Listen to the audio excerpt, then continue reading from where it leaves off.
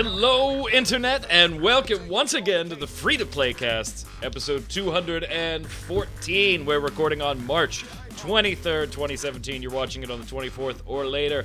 I'm Mike Byrne, aka magicman from MMOBomb, your home for all things free-to-play related. And we've got controversy, we've got pissed-off City of Heroes fans, which I need explained to me a little bit. That's why we've brought some killer hosts this week that could help me with this a little bit. First up, Mr. Jason Winter, how are you? Do MMO fans really need a reason to be pissed off about anything? I think it's gaming fans in general. I don't think that's limited to MMO fans. Gaming, sci-fi, you know, books, fantasy, anything whatever. you're passionate about, somebody is equally Sports. as pissed off passionate about. Absolutely. And to discuss his passions, 50 Shades of MMO style, Mr. Zach Sharps, how are you, sir? I'm doing all right. Quite the intro. Yeah, I mean, I'm not too I don't really understand the whole City of Heroes thing, so I think Jason's gonna kind of lead that. So Yeah, Jason, lucky me. I've got a feeling like I understand most of this, but we'll get into it. We'll get into it. Let's slide over and get into it right now. All right, so what do we got? What are we talking about? City of Heroes, closed years and years and years ago. It was superhero MMO under the NCSoft banner. Things didn't go quite as the audience would have liked at the time, granted. Like, we all know the basic story here, Jason, so I'll just kind of set it up. City of Heroes, superhero MMORPG, pretty loved. Yes, it was. Very good, Mike. Congratulations. Yep, yeah, there we go. Moving on. wait, I thought it was a sci-fi MMO. What? Generally well-liked MMO, very dedicated fan base, perhaps more so than most other MMOs. No matter how big the fan base was, big or small, they were always very dedicated, very passionate.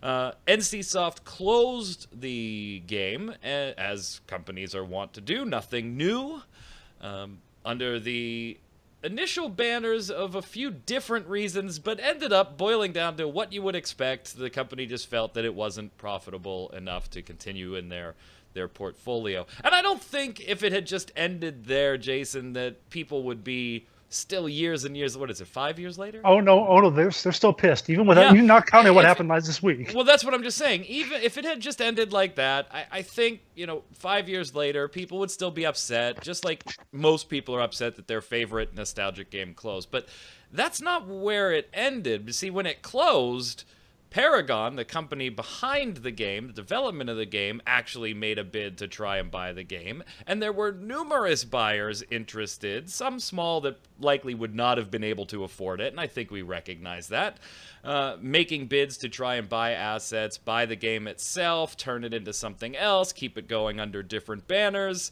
and NCSoft just kind of shut all of that down. They said no, which seems like a weird decision for a company that doesn't have any plans to do anything with the IP, right? I mean, if they were going to use the IP for something, Jason, I think we all would have understood, we're not ready to let this one go yet because we want to do something in the future with it. We're just not ready to talk about it.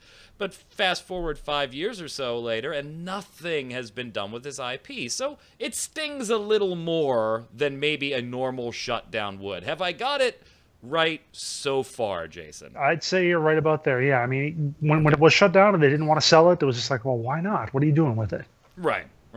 Now, to add to this a little bit, please tell me what it is. I mean, you played City of Heroes. I don't. Full disclosure, I'm just not really a superhero guy. I never was. I didn't collect comic books as a kid. I mean, I collected Tales from the Crypt, the oddball different comic books, but I was never into... I'm a big Batman guy, but that's it. So Superman, Lantern, all the movies that are coming out now, this is going to get me flamed on the internet. I know it. I've never seen Guardians of the Galaxy. I've never seen a Spider-Man movie in its entirety. I've never seen an Iron Man movie. I've seen the Batman movies. I accidentally watched one of the Superman ones as it was coming out. I'm just not a superheroes guy. And so help me. What was it about City of Heroes that was just this damn, I want to hang on to this for the player base? You played it. Tell me, what happened? What was so special? Well, we know that Zach loves Batman versus Superman, so we got that. No, he's got all the geek cred we need, right? Right? You love that movie, didn't you? No, I give it like, I think a 7. Okay. Like, I didn't think it was awful, but it certainly wasn't good. All right. Okay. Anyway, back to City of Heroes. Of course, now my story is a little weird in that it was actually the first MMO I ever played because someone gave me a free copy after a convention. So I got into it from that. So I was like, hey, MMOs, why not? I'll try this out. So I wasn't like as into it as some people were. I played it pretty solidly for about a year or so. Of course, was crazy dedicated to it when it first came out, when I was first playing it, because, hey, it's an MMO. Oh my God, this is incredible. What is all this? But in general, I think the big thing about it was, of course, the character creator. You talk about that, and that was like the huge thing. Just tons and tons of options. They always built on that. You could make just about any kind of hero you want. And of course, if you follow superhero comic books, there's all sorts of different heroes out there looking different ways, having all sorts of different powers and whatnot. And you could say, okay, well, it's a character creator. A lot of games have a cool character creator. But the fact that this one was so in-depth and allowed so much customization, I think, is what really made people connect to their characters. You could make the guy in leopard skin with claws, or you can have another guy a woman in spandex shooting lasers out of her eyes, or whatever. You can do all the different sort of things. Really allowed you to connect. And of course, superheroes always have these stories connected with them, with their origins and their motivations for their powers and so on. So you really got a good sense of character for who your person was, and going through and playing all the content and fighting all the different bad guys and the different villains and so on, and everything that was in the game, really, I think, allowed it, even if you weren't like a hardcore role player who's gonna, exactly do everything just like the character would, you really got into it, really got into feeling how your character was, got a sense of who he or she was. So I think that's a large part of why people got so dedicated and so into it, and why it seemed that much more heartbreaking when it just went away completely and all those characters were just gone, just tossed into the void or whatever. And I think, again, to not put too fine a point on it, I don't think it was just that the game was gone. It felt like, particularly to Western audiences, maybe more so than Eastern audiences on this particular game, it felt like a huge middle finger to the fan base when this one went away, and the way it went away. And I'm sure that a huge part of this, and maybe you can't speak to this, and Zach, I don't know, I'm sure a huge part of the City of Heroes also came down to community. I mean, you're talking about a game that was there for a long time, an established community, a long time relative, of course, but a very established, very passionate community between all of the players. So I would assume that that also has carried over into some of this angst too, Zach, right? Yeah, I mean, I think back on my time with Darkfall, which is another sort of smaller community style game, and the reputation people had on that server was very imbued within it. And so I look at City of Heroes as another, instance where it was a smaller community, so a lot of people probably already knew each other and knew the different guilds and sub-communities within it, knew their reputations, and also maybe were friends with them. And so they built this community up for a long period of time, and when it suddenly closed and NCSoft decided to essentially just not even maybe give partial rights to someone to try and revive it, that really stung, and it really just tainted NCSoft with those particular players, because what other games might they do this with, Yeah, and it got even more complex at the time with the whole, well, we don't even have the source code comments that were being made, as far as, so like the game, if they were able to do anything with it, it would likely have just stayed in the state that it was in. I mean, there were a bunch of, the situation's bad when somebody like me, who, yes, I follow this stuff as news, if it's a game that I don't have a personal vested interest in, but it's bad when people who are following it just like that are going, wow, that's really fucked up. That's really fucked up what they just did there. Just, we're peripherally aware of it, covering it as news, and even we're going, oh, God, that just doesn't feel right. What are you doing? All right, so why the hell are we talking about this 5 years later still? Well, because there is still that dedicated audience, right, that to this day boycotts NCSoft products. Okay, fine. I totally understand that if you're that passionate about it. I've done my own boycotts, as this show will attest to back, what was it, Tryon Worlds was my longest one for a little over a year. And not only do we have that, we also have multiple potential spin-offs. I mean, I don't know how many of them are going to actually come out through Kickstarter and stuff like that. There's some that look more promising than others. This is not the discussion for those particular games, but there's still this dedicated base that wants this. And NCSoft, they fucked it up. Knife, just dig it in a little deeper. Yeah, so it was announced a day or so ago that MXM, Master X Master, their NCSoft's new MOBA-esque game that we've done a first look for, so you can check it out if you haven't already, is getting a new character. And nothing new. This game has done, from the beginning, characters in other NCSoft titles from WildStar and Guild Wars and stuff like that, and Lineage, making appearances as characters in the game. Okay, obviously we see that with Heroes of the Storm. This type of stuff isn't new. But they're bringing, after 5 years of not doing a damn thing with the IP, A, they're bringing a City of Heroes character into the game, and B, I'm really confused by the character that they picked to do this, and even why. I don't... Like, I could see, Jason, everybody sitting in a boardroom thinking this might be a good idea peripherally, right? Hey, let's throw a little nod out to our City of Heroes fans and maybe get them to check out, even though it's totally different gameplay, totally different genre, maybe it'll get them to check this out and we'll do it as like a little homage type thing. But I gotta think that if they sat there for longer than 2 minutes, that they might see this as kind of a slap in the face, Jason. Yeah, that's kind of how it seems like it's being received. Now, they're bringing in Statesman, who makes sense to me. If you're going to bring the City of Heroes character, that kind of makes sense. He was your basic, front line. He's a guy on all the packaging and so on. He's the face of the franchise, so to speak. So I can understand them having him in the game if they're going to take anybody. But the fact that they are putting in somebody from City of Heroes after, like I said, 4.5 years now, the game shut down, not doing anything with the IP. I joked on Twitter. I was like, oh, that's why they kept on to the IP. Because they knew 4.5 later they were going to put him in a MOBA. Which, being the fact that it's a MOBA, one that people are sort of like... You've got like two or three big MOBAs. Then there's kind of everything else. And this just feels like it's kind of slapping it into something that a lot of people aren't going to be that interested in the first place. And they're going to be even more ticked off that you're taking part of their precious game and just slapping it in, pasting it into this thing, another MOBA. It's just been a mess. It has not been a good PR move. Not at all what they were intending the result would be. Yeah, and we've seen a number of articles specifically talking about the one over at Massively OP that our friends over there wrote. Bree Royce wrote up I thought it was actually a really well done article. Kudos to Bree.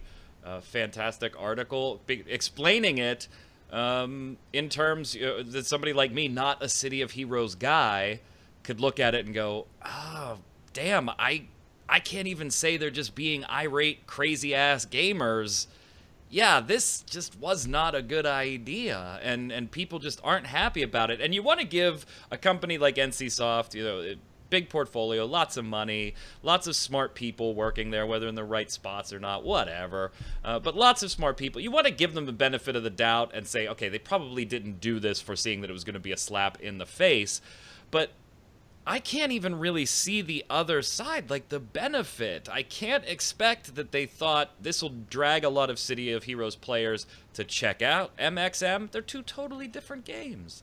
That's totally different game styles. And people are still pissed about this. Here's the big thing for me, Zach, is if you were holding out any hope that something would happen with the actual City of Heroes, not one of these spin-offs or tribute-type games, if you were holding out any hope that at some point something might happen with this IP, it's dashed now, right? Because NCSoft is still using parts of the property under their banner, so if something were going to happen with City of Heroes at any point, it would still involve NCSoft, unless there was a sale, which I can't see now that they're using assets and stuff from the title, Zach. Yeah, I mean, this would all be sort of cured if they just gave partial rights to someone, as in, like, hey, especially if, like, the original developer, like, hey, take the game, do what you want with it. As long as, you know, we still get to use some of the figures from it in some of our future titles, that's, you know, a-okay. That's all they really needed to do to remedy this situation. And we wouldn't even be talking about City of Heroes today because it'd still be up and running.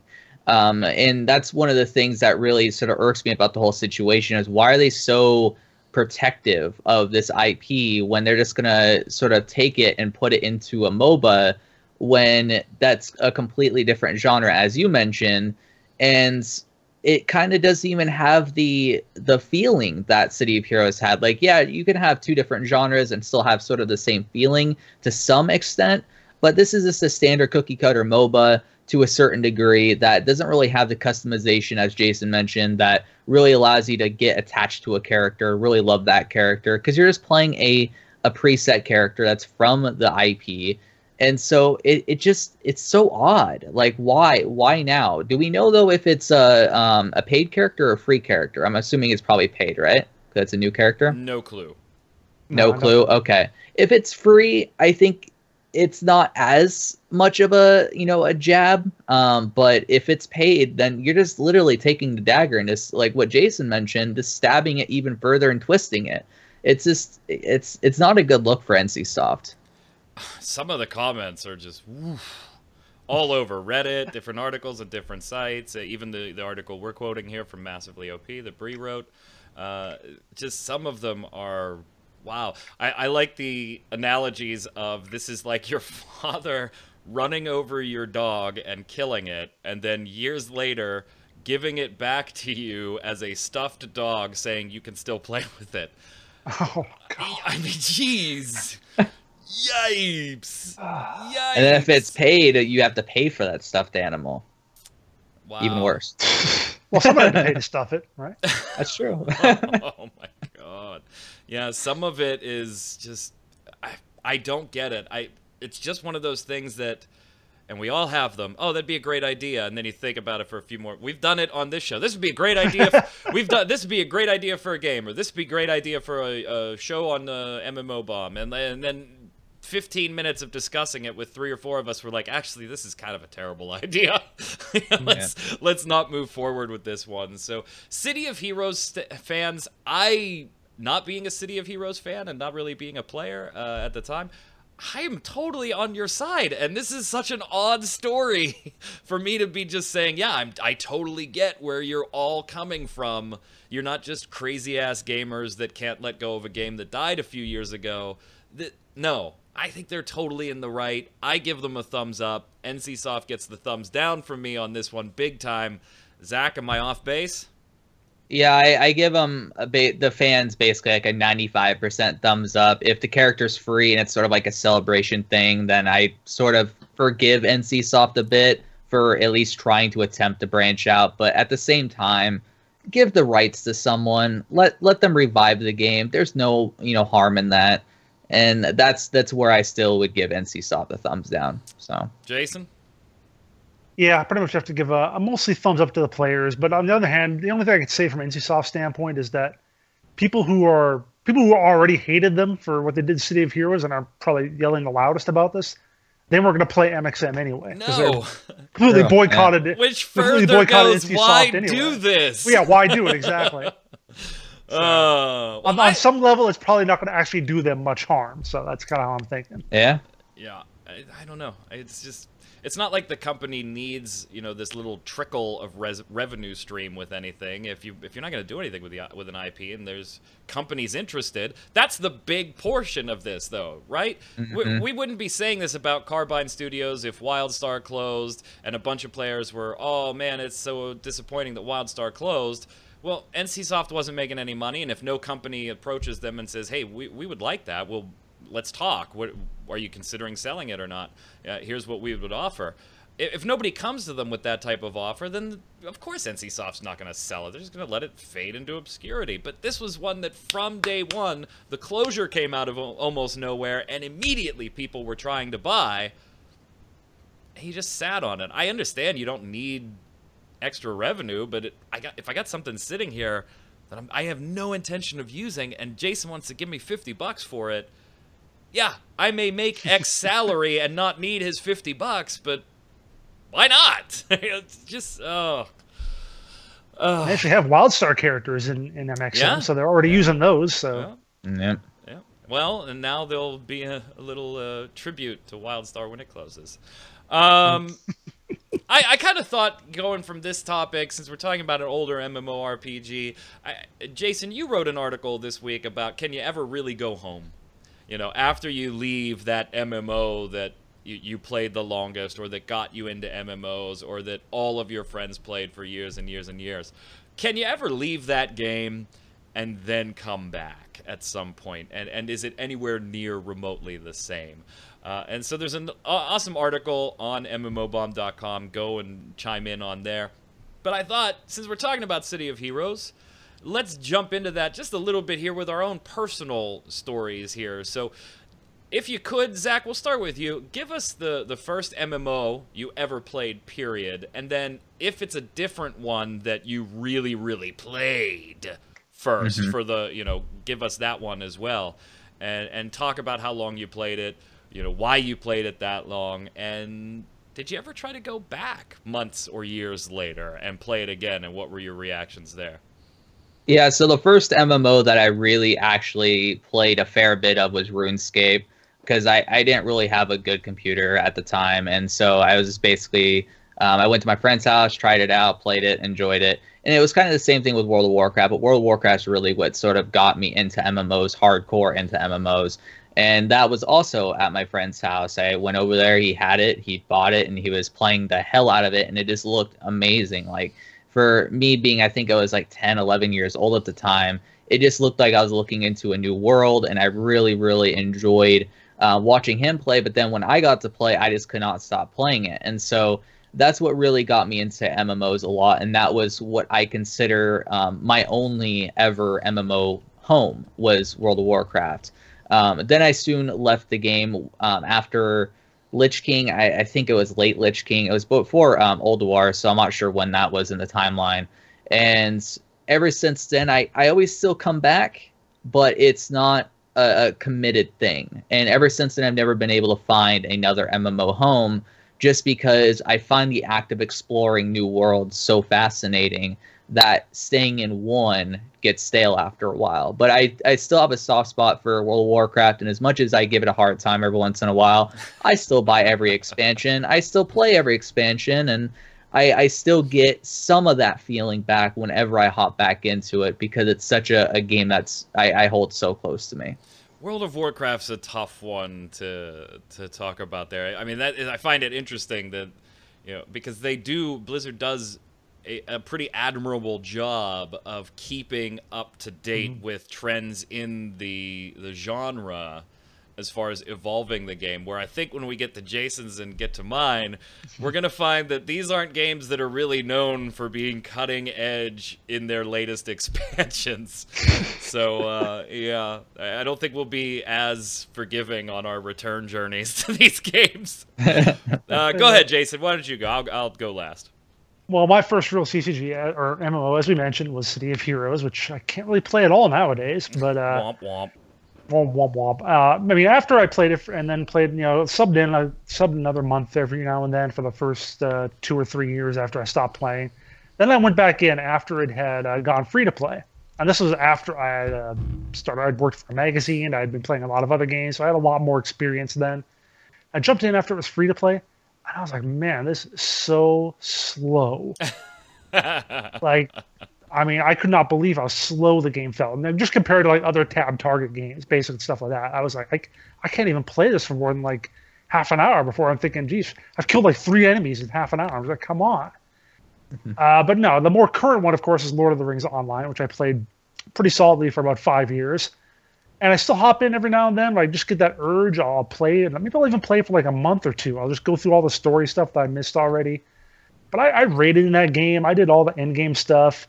And now I just casually go about, like I said, do the story stuff, solo.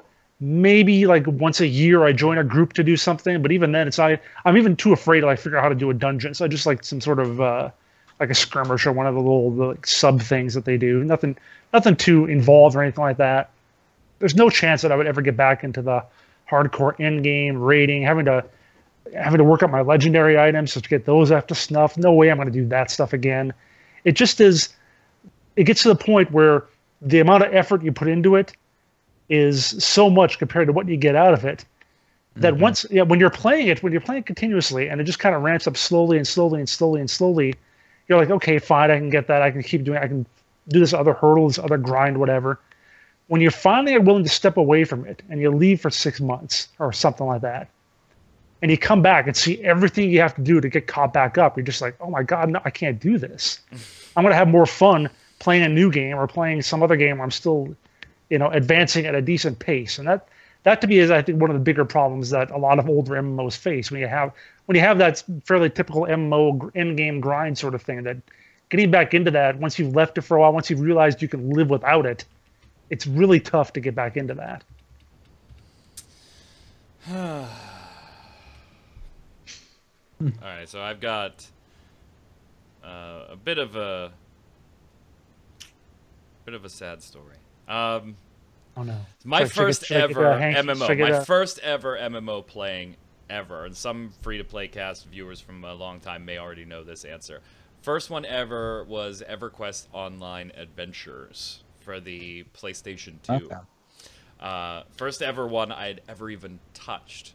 Prior to that, there were two reasons why I never did. I was very aware. I mean, I worked at Best Buy at the time, so I was very aware of EverQuest and EverQuest 2 and the monthly subs and all that. And I was fuck that. I ain't paid $15 a month to play a game. I paid $60 for the game. Screw that. You're just milking this. There's no way I'm going to do that.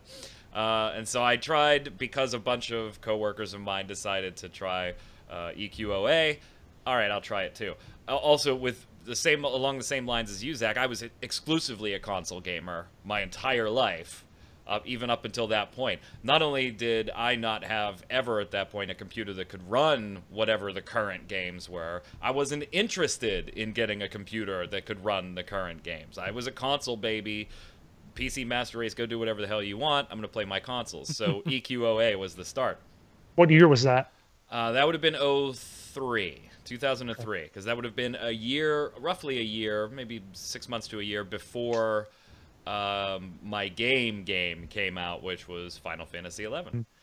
When it came out in North America, I picked it up on release day, which was March of 2004 for the PlayStation 2, and started playing there. My wife also started playing there, but we only had the one, so took turns type deal. Got into a big guild, loved it, or Link Shell at the time, loved it. It was the same group of us that was doing everything on it every day. Finally had to branch out. The 360 came out. I started playing it on there, and now my wife and I can both play at the same time. Then we picked up a PC copy of it when we did have a computer that could run it. And so that became the game all through Rise of the Zillard, Chains of Promathia, did my promies. Treasures of Adargon, Wings of the Goddess, played it years and years and years. That's like 4 years right there just in those expansions of non-stop playing that game. That was my game. During that, I tried World of Warcraft once, Zach. Once. A friend said, well, if you like this, you may want to try this. I played it for 3 hours, and I was like, this game is stupid fucking easy. I don't want to play this anymore. I'm like, I know where everything's got a mark above its head. I just walk and I don't know, I'm just kill this thing, because I was used to, you had to have a party. You had to grind out the experience. To find where quests were, you had to talk to people. I was used to this more hardcore older school back design. in my day. Right. And in playing World of Warcraft, I was like, this is easy. Man, I'm level 10 already. Forget this. Shut it down. Didn't go back. What's funny about that is now you seem to be more casual, and I dove way into hardcore a lot of the time with games. Yeah. So it's kind of funny how that transitions. Yeah, I didn't start playing World of Warcraft like with a guild and actually doing raiding and stuff until right before Wrath of the Lich King. That's how late to the World of Warcraft, because I played the original for 3 hours and was like, no, forget this is way too easy. Forget this, man. I want this to take forever to do. I don't know. I was dumb. And but I loved Final Fantasy XI. Now, they made substantial changes after I stopped playing the game. because of the player base dwindling, you know, like it naturally does, and needing a party of 5 and 6 people to actually accomplish anything in the game became a not very stable model for the game anymore with a dwindling player base. So I did go back within the last 2 years twice to try and see, you know, capture that nostalgia, right? That feeling. I mean, I was into this shit, Jason. So into this. Like, we played with another couple, a boyfriend-girlfriend couple at the time. My wife and I were married. They were boyfriend-girlfriend. Never had met them. They lived in Montana, I think. I don't know. But we were so into this game, and so was all of our people, that they couldn't afford the latest expansion when it came out. And so my wife and I bought and mailed them 2 copies.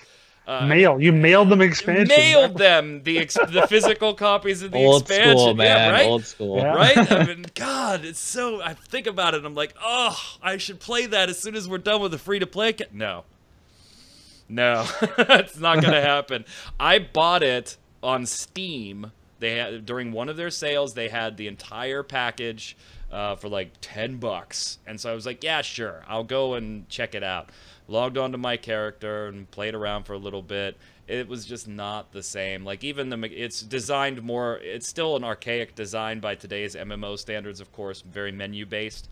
And that hasn't changed, but it is a very, very, very much easier game than it was then. And it just, I couldn't do it, Jason. I'm with you. That going back, I played for like a week and was like, no. And then 14 came out. And at one point, I went back and was going to play a little bit of 11 simultaneously with 14, and that lasted a week or 2. So I'm of the opinion that you can't go back home. It just... Zach, no. I think it's interesting because you're a bit younger than the 2 of us. And so you're kind of growing up in an era where that really doesn't happen all that often anymore, where you're sticking with one game and that's your game, and you start to... Yeah, you got some friends online that you pop from game to game to game with, but these were people we logged on with every day and played with every day for years. And I don't think you see a lot of that in the genre anymore, Zach.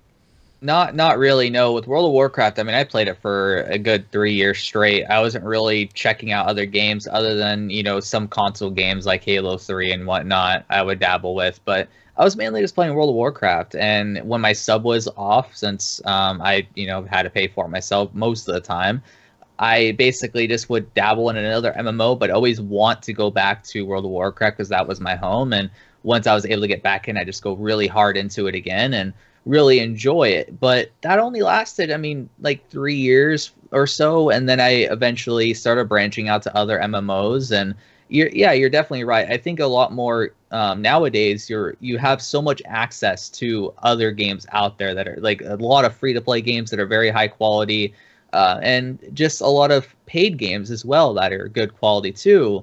And it just sort of promotes a sort of ADD mentality where you may have a core group of friends that you hop from game to game to game with, but you're not staying within one community for a very long time. And if you are, you're playing another game as well on the side, so you're not really as into it as you would have been back in the day. Yeah, so. and World of Warcraft, I think, is the exception to this entire rule, because anytime I jump back into World of Warcraft, most of the people that I played with, you know, religiously, are still playing the game, you know, because they're still there. They haven't gone to the win. So that's kind of like the lone exception to my you can't go back rule, because just like you said, Zach, I still go back. I mean, I'm looking at all of the expansions on one shelf right up there.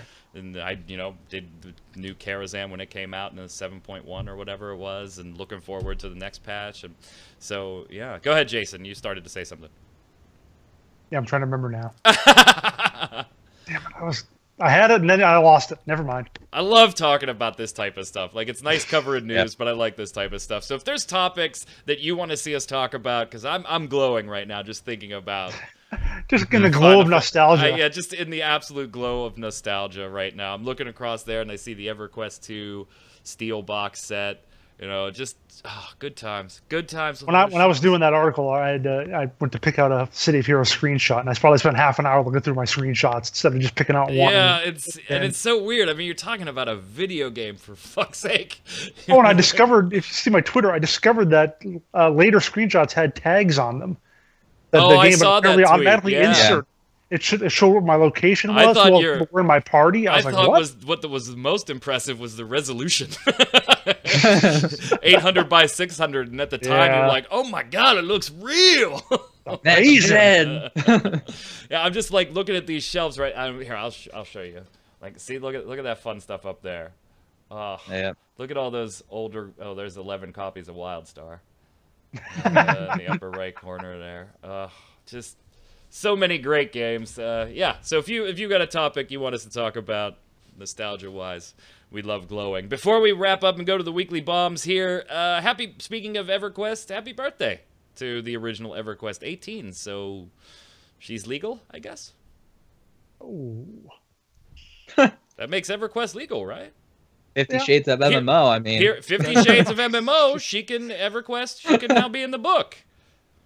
Legally. Well, at least here in the States. Sure. She can't drink yet, though. No. So does EverQuest make it to 21? Yeah. Yeah, I mean, it's gone this long. It might as well. They're not going to pull a City of Heroes? No. I think Daybreak, as much as they give them flack, they're not that stupid. I don't think. They have to do something with the EverQuest IP at this point, though, right? I mean, Next is gone. Landmark is gone.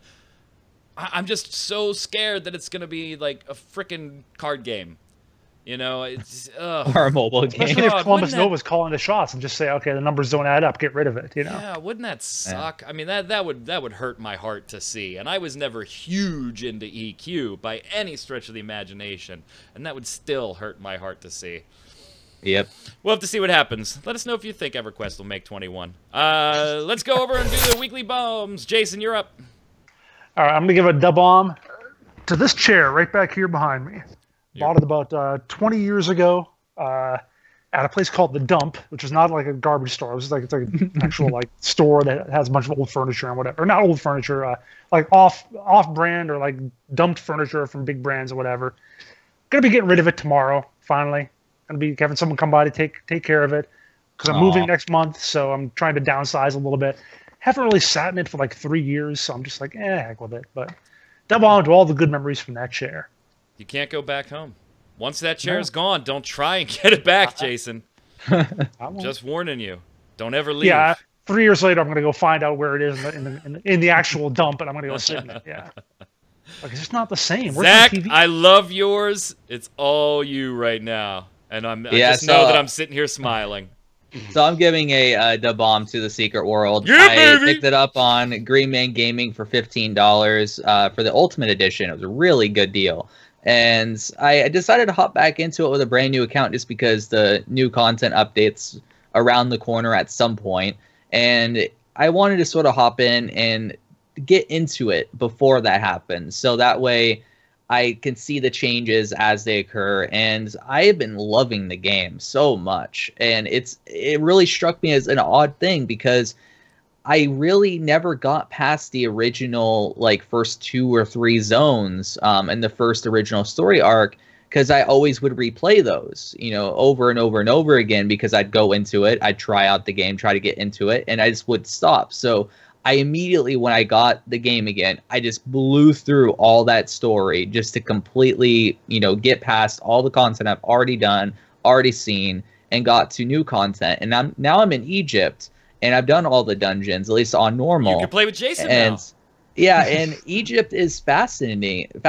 It's really interesting, and I really love exploring it, doing random quests here and there, and seeing the storylines. And as much as it's very trippy and it reminds me of sort of Indiana Jones in a sense, it's still a really charming experience. And the dungeons are just amazing. They're really, really well done, and I can't wait to delve more into that type of experience as well with the game. You rolled Dragon, right? I rolled Templar. All right. Well. I did not get my free blowjob in Pasco. You know, that was the thing. I actually remembered what I was going to say now. Is that the blowjob reminded you? No, Secret World did. I was going to say that, in addition to all the other, games that there are to try now, and people can't get into them as much, even single-player games, non-MMO stuff, which I've been playing a lot of lately.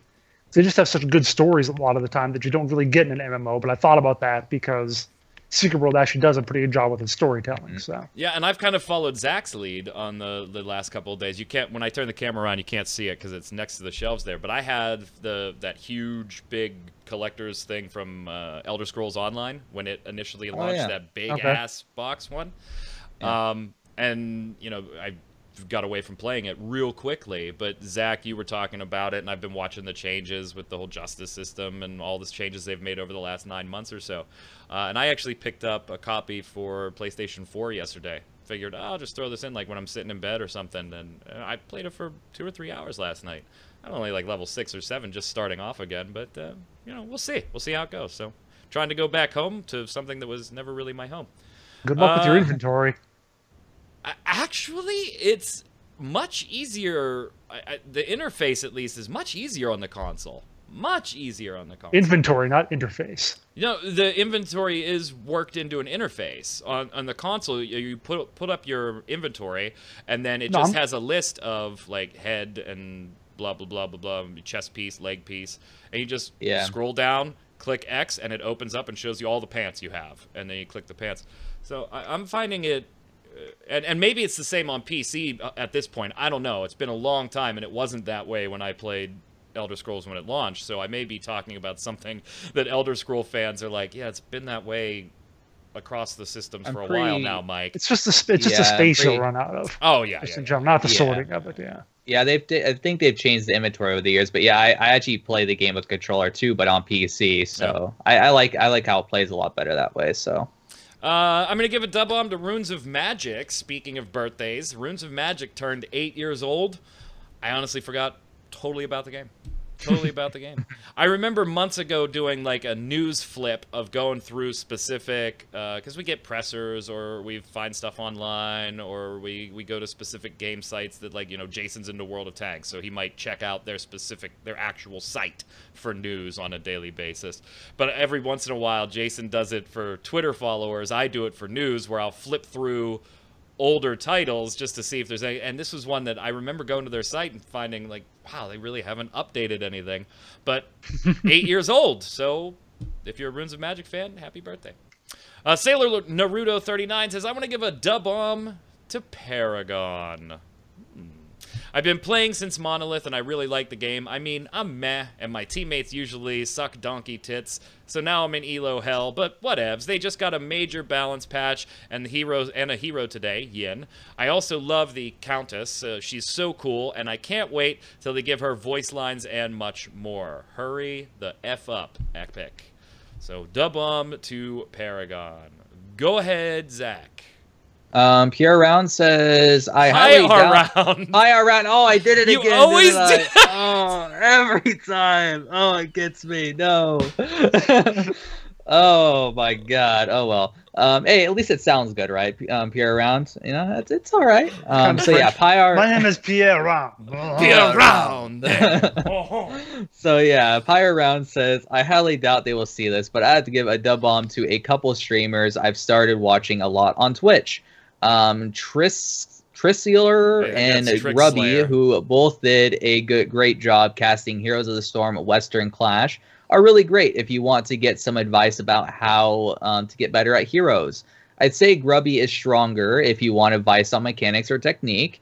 Well, Triskier, I think it's Trickslayer. How do you pronounce that? Trickslayer? Oh yeah, okay. Trickslayer leads by example day to day on maintaining a level head even when dealing with frustrating players on situations. They're also both family friendly and don't often participate in annoying Kappa culture that's so prevalent on Twitch. Good. Kappa. Good. And Kappa, Trick, Kappa, sorry Kappa. If we're mispronouncing that, obviously not being a Heroes of the Storm fan. Yeah. Hey, hard for me. It's actually pronounced Pyre Round. Yeah. We probably shouldn't have given this one to Zach now in hindsight. God, yes. Why? Every single time I get that, oh my God. Go ahead, I'm going to get it Jason. wrong next week, too. Yeah. I thought you did that intentionally. I saw that there. I was like, he's going to give that one to Zach, obviously. Nope. Go ahead, Jason. Deathlock says, speaking of area games, I was permanently banned from their games. The reason is stupid. I was on a quest that required me to buy something from the cash shop. I bought the item and completed the quest. All was well, right? No, because I received an email saying the reason was billing. So yeah, A-bomb to those bastards. Well, first of all, how do you... I assume that if you have a quest in the game to buy something from the cash shop, they give you some in-game gold or something, or give you the cash shop gold, I would think. They don't actually say, hey, to complete this quest, pay $5. I really hope that's not the case, because that would be like... Yeah, but the gold they gave him or her, or it's Deathlock, him. The gold they gave him was from a hacked account, so... That's how does the game give you gold? I know, that's the joke, Jason. It's a joke. All right, you're making a joke. Oh, I love you guys. I absolutely... Well, we hate you, so then. TJ Auth says, being a WildStar player, talking about the Primal Matrix last week, being a WildStar player since the start, I don't think many veterans are salty at all. Most of my guilds are up to Prime level 5+ stuff, and we don't pug. The new 50s are geared enough to do the lower Prime stuff and have a good time. I think giving away the 50s was really a shortcut to get more eyes on the Primal Matrix and the Prime scaling system. Also helped to reinvigorate PvP to go along with the Prime bonus content that's aimed there. Also, I had a full list of characters, deleted a low alt, and used the free upgrade, so it's not like you lose it if you have a full list. Just delete that alt you don't want to level, remake it, and have it instantly 50. That's good advice. Thanks, TJ. I wasn't sure not having a full list on if you could delete a character and get it or not, and I think I called that out on the show, so thanks for letting us know. As for the whole mindset of, isn't low-level content supposed to be fun and introduce you to the game?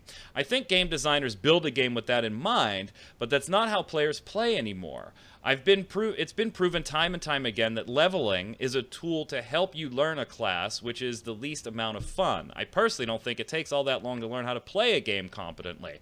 I think people are done leveling in general. Jason, something you've said for hell, as long as I've known you on Game Breaker all the way to here. They'd rather have access to all of that content on day one and let the content tell them you need more power for this with a swift kick to the face.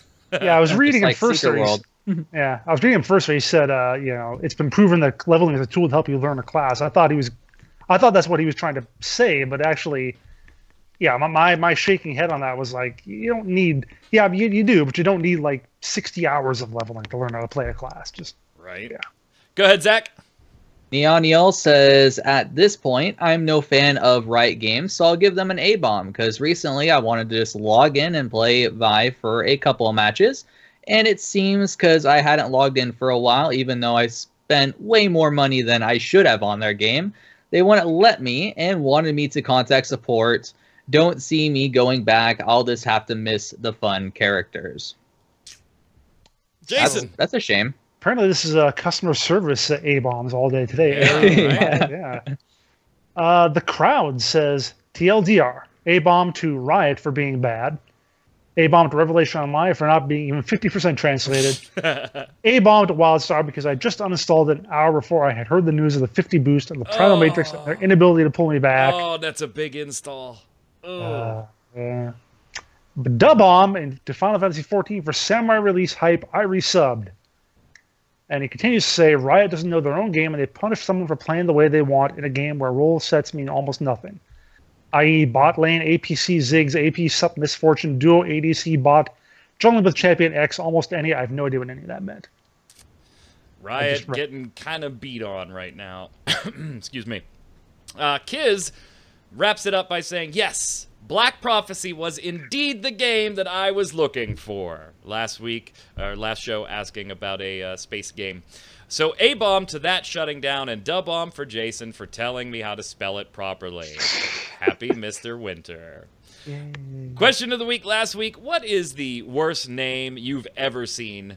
Not just for a free-to-play game, but just general, MMO or not, I don't care, just a game. What is the worst name you've ever seen? And we gave the example, Q always, if she hates the name Warface. I'll take the first one. Peer Round says, I had a hard... I just spaced it out, too, just because I was You knew you were going to get it. I had a hard time thinking of a good answer for the question of the week because there's just so many terrible names in the mobile gaming space. Oh, God, I didn't even think about going there. Yeah, you're right. There's definitely something worse out there, but one that makes me facepalm every time I see it is Game of War.